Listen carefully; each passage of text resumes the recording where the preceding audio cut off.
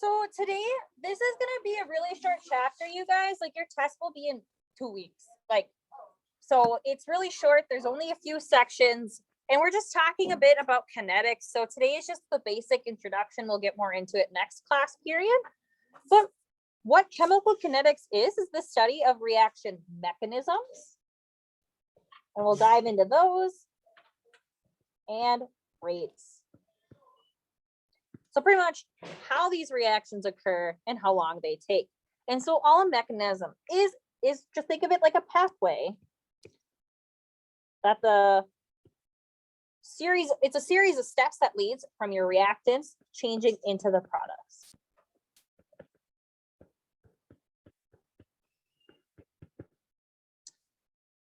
And so of a mechanism, we can actually determine the rate of reaction, which is just the speed at which this transformation is happening. And so generally, we measure this in a generic term of an amount of reactant that's consumed over a period of time. And so if we break this thing down to a molecular level, we measure in terms of, there's this, where you guys are going to hear this a lot, but what's called an effective collision. Effective collision per unit of time. And so all that is, there's just two things. In order for a collision to be considered effective, it must happen with enough energy to start the reaction. And now this is a long shot. Does anyone remember the special energy term? Well, darn. Yes, activation energy. I'm just laughing. Sorry. Activation energy. So if you guys remember the potential energy diagrams, the amount of energy to initially break those bonds. And then collision must happen at the right orientation. These are the two things in order for an effective collision to happen.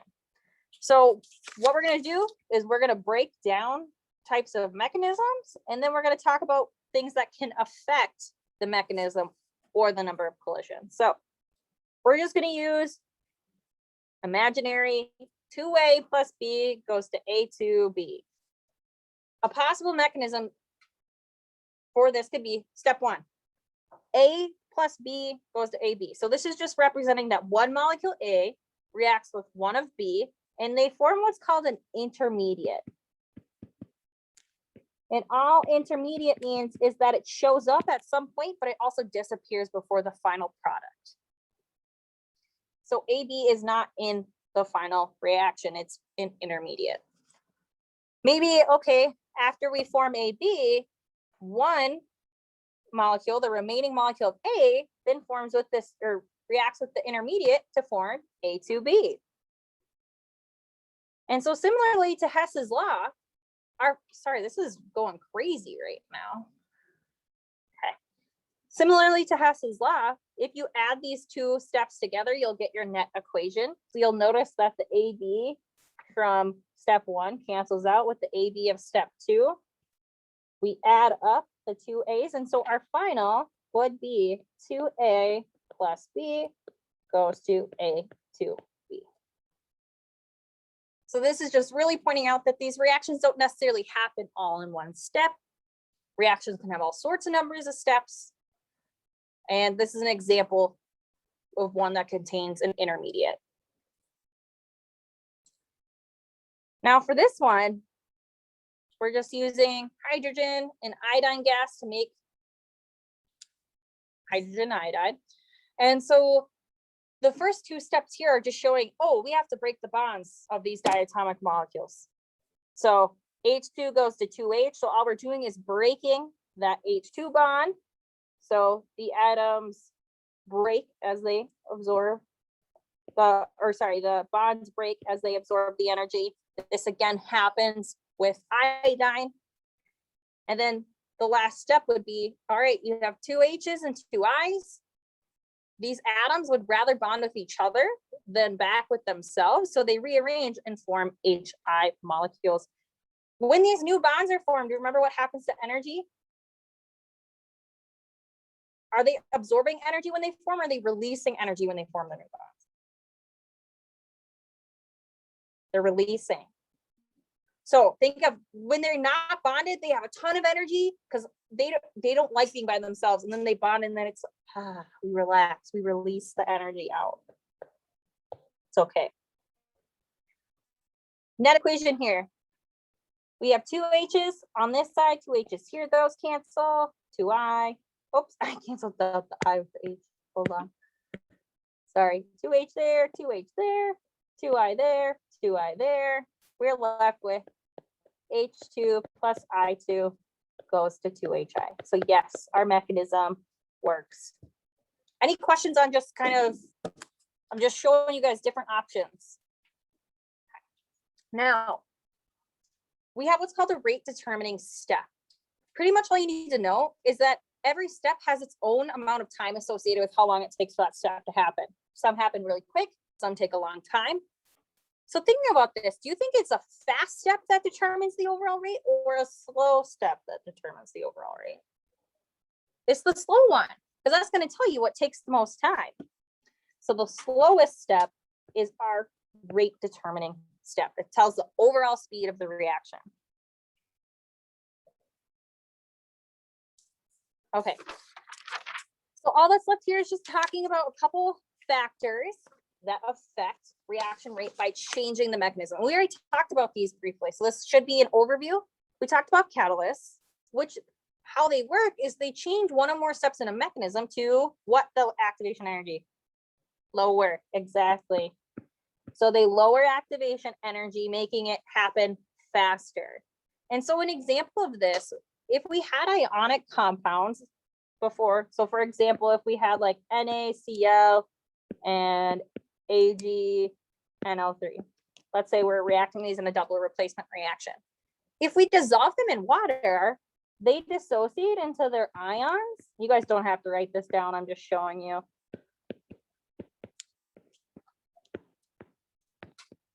So dissolving in water just gets them at a better spot to react with each other. It makes it easier. It speeds up the process because they are already ready in their ion form to have the reaction happen. Versus if we have an inhibitor, this is going to slow down. So it slows down the reaction. And this just adds additional steps to the mechanism. And so the example that I pulled here would be, for example, there's lots of metals, for like zinc is the specific one I used here, that they actually form a protective oxide coating. So sometimes when metals oxidate, it can be good or bad. Well, for iron, it's bad. What ends up happening is it actually weakens it.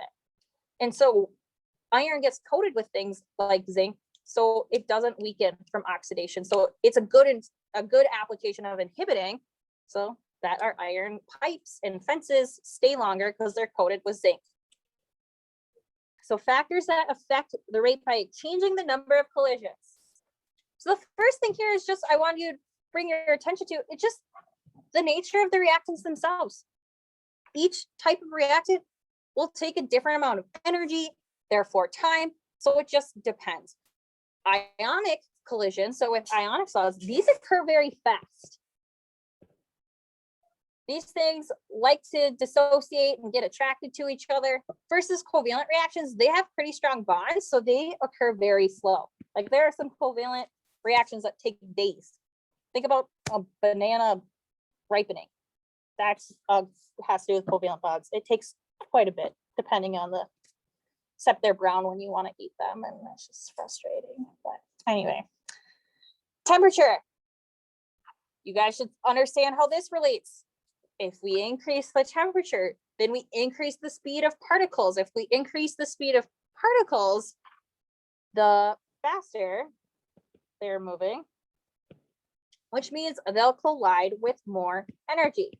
And so more energy, more collisions, it just creates a better chance of effective collisions. So not every collision is effective, but if we have more energy, we're going to speed up the rate of reaction by creating more effective collisions.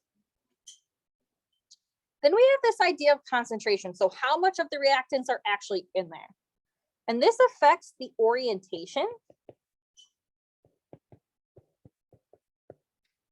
So the more particles there are, the greater chance where you actually have them bumping into it. Think about a crowded parking lot. The more cars you have jammed, the more likely they're going to run into each other. So that's kind of the idea behind increasing the concentration, which unlike a parking lot, this is a good thing to do if you want it to happen. So, but if you think of gases, so if you have a certain amount of gas trapped in a volume and you start to increase the pressure, you're decreasing the volume that they have to move in, meaning they're closer together. And so if you increase the pressure for gases, it will also increase the chances of proper orientation in a similar way. And then surface area. It's as simple as the greater the surface area, the more apt you are to have more effective collisions. So just like how you would take a sugar cube and put it into your coffee, it's going to take longer to melt or dissolve than if you just took a spoonful of granulated sugar. So more surface area, the quicker it'll happen.